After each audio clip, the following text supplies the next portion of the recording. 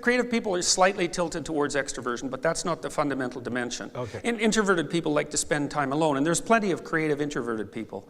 That another personality dimension is known as neuroticism, somewhat unflatteringly, and it's an index of sensitivity to negative emotion, so that if you know people who are volatile, they're touchy and they tend to fly off the handle, or they're sad or morose or anxious or tend to avoid stressful situations, then they tend to be higher in trait neuroticism, and that's specifically a negative emotion dimension. Extroversion is an index of positive emotion. And so they're separate biological systems, positive and negative emotion. So I'm trying to get us back to creativity. Yep. Well, the third category is agreeableness. Agreeable people are compassionate, and they basically live for close, intimate, personal relationships. There's conscientious people who are dutiful, and then there are open people. And the open people, the dimension is called openness to experience. They're people who are fundamentally interested in ideas. So if you're talking to an open person, they will immediately move the conversation to the discussion of ideas. So most of the people in the audience tonight, for those who aren't here for political curiosity, are here because they're open people. They want to hear an intellectual discussion, and so open people are interested in ideas. That's the intellect component of openness, and then they're also interested in aesthetics, and that would be where the artists really.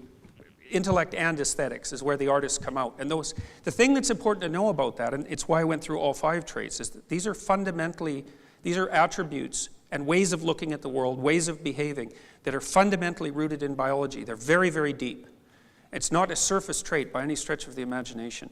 And creative people also tend to be higher in trait intelligence, technically speaking. And that's the ability to manipulate abstractions rapidly. So is creativity a sort of second level then? Because the traits that you've just described don't include them. Where are they in that group? Well, creativity loads very highly with openness.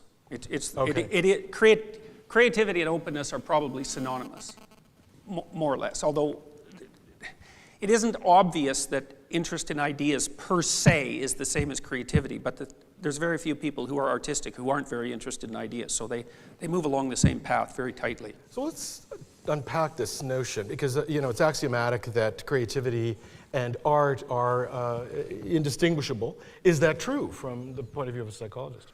I would say it's a pretty decent truth. It's open people are the ones that are interested in aesthetics. So there are lots of people who are, in some sense, blind to beauty. It's actually one of the things that distinguishes, strangely enough, it distinguishes conservatives and liberals, roughly speaking, because liberal people tend to be high in openness. They tend to be creative, but they're low in trait conscientiousness, so they're not very dutiful. They're not particularly orderly. They're not particularly industrious, not compared to conservatives. Liberals? Yes. Well, it's partly because, you see, this is one of the paradoxes. Conservatives are high in conscientiousness, especially orderliness, and they're low in openness. And I think the reason for that, in part, is that it's not that easy to be creative if you're too industrious or orderly. Because imagine you want to be a musician and you're 18, 19 years old, or worse, 25 years old, Well, the thing is that it's an insane thing to do if you're someone who's dutiful and career-oriented and practical, because the probability that you're going to monetize your creativity is so low that it's futile to even attempt it in many situations. And so if you're too concerned with convention and productivity, then that's going to undercut your ability to manifest adherence to your creative vision, which also takes you in all sorts of directions, none of which are necessarily practical. So one of the ways of thinking about creativity is that it's a gambling strategy, and conservatives make low risk, low return, but certain bets, really. And whereas the more liberal types and the more creative types, they make high risk, high return bets. And so almost all of them fail. But those who succeed dramatically, and they also change the world. And so, although it's very foolish to be creative, it's creative people who lead the vanguard forward into the unknown and transform the world. So, foolish as it is, it's absolutely necessary. Foolish because risky? Yes, because risky, yes. I mean, it's foolish in the same way that a high risk, high return bet is foolish. there's a high probability that you'll lose. And so if you're a conservative person, you're very concerned about hedging your bets. You don't want to lose. Being creative is a very bad game to play, but you won't play it anyways because you're conservative, so it isn't going to matter. So you are an open late teen, and you have conservative parents, and you say, Mom, Dad, I think I've decided that I'm going to be an artist. Oh yeah, and they think, what's wrong with that kid? That's a complicated conversation, isn't it? Yes, yes. It's like discussing color with someone who's colorblind. And I mean that.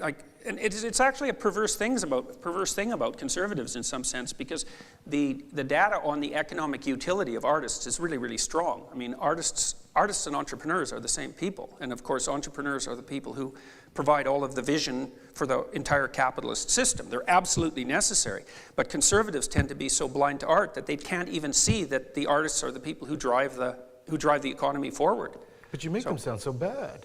No, look, I mean, so here's another way of thinking about it. Is liberals, are we talking about political conservatives and political liberals? Yes, we're also talking about personality traits determine voting patterns to a great degree. So people vote their temperaments. And this is something that's really useful to understand when you're engaged in a political discussion, is that the person across the table from you who holds viewpoints other than yours is not doing it because they're stupid or ill-informed. They're doing it because they are not the same sort of person you are.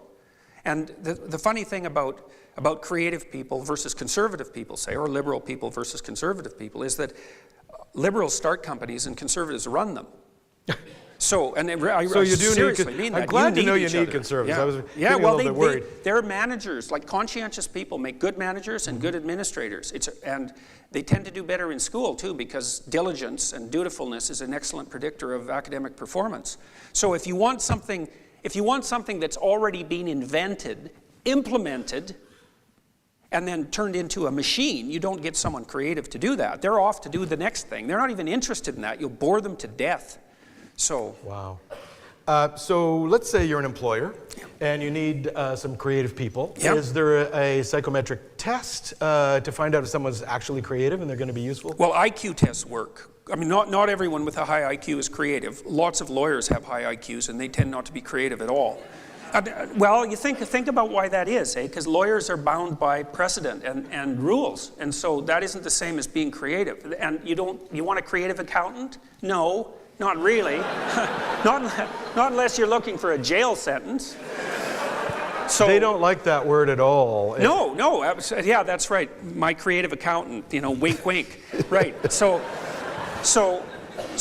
I mean, I psychometrically tested the 100 most creative lawyers in Canada as a project about 15 years ago with a magazine called L'Expert, which was a high prestige magazine among lawyers. And we had lawyers from across the country be nominated by their firms for creativity. And so we got some really, these were outstanding lawyers. So, and we tested them psychometrically, very, very high in intelligence, but not creative at all. The first trait was conscientious, dutiful, hardworking, diligent, industrious, orderly. Because you're working 70 hours a week, and you better bloody well work if you're in a position like that too. So it's nose to the grindstone stuff. Very low in neuroticism because it's very stressful. So they didn't experience much negative emotion. Very disagreeable people.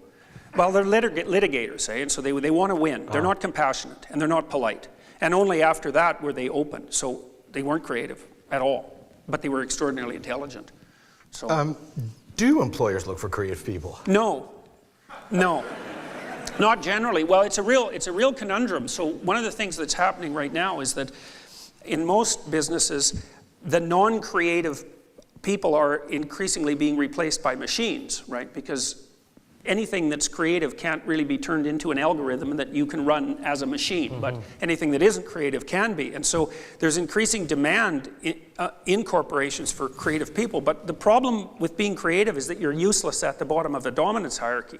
Because at the bottom of a dominance hierarchy, so a power hierarchy, you should do what you're told to do. You're not there to think outside the box. You're there to learn what you're supposed to do and implement it. And creative people are that isn't what they do. Now, what happens, though, to companies is that because they filter all the creative people out at the bottom, and then people start to rise up to the top, you really need creative people at the top because they are the entrepreneurial types, and they're the ones, for example, in law firms, even though lawyers aren't very creative, the more entrepreneurial ones are the ones that bring in all the business. There's like great lawyers who can implement, who can write well and communicate well, they're not a dime a dozen, but they're relatively common. But the ones who are entrepreneurial, who can go out there and drum up new businessmen, those people are hyper valuable, and they're very rare. But it's also very difficult to nurse them within any system, because systems do not nurture creativity. They're the antithesis of creativity. Because the artist is always the person who stands outside the structure. And so, or maybe builds his or her own structure, you know, which is also why it's hard to evaluate creative people. You can't, really, because if they're operating within the confines of a system that has an evaluative structure, they're not creative. So they're a real pain to try to manage and to organize. But you can select them. You select people who are high in intelligence and high in openness. We've done that in California.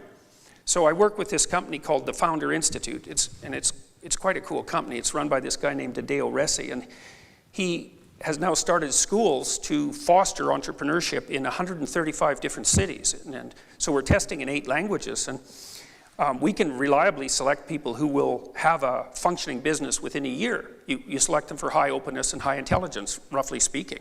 So it's certainly something you can do. But then you have to figure out what you're going to do with those people, because telling them what to do isn't going to work, and putting them in a box is completely counterproductive. So they're very annoying, even though they're hyper necessary.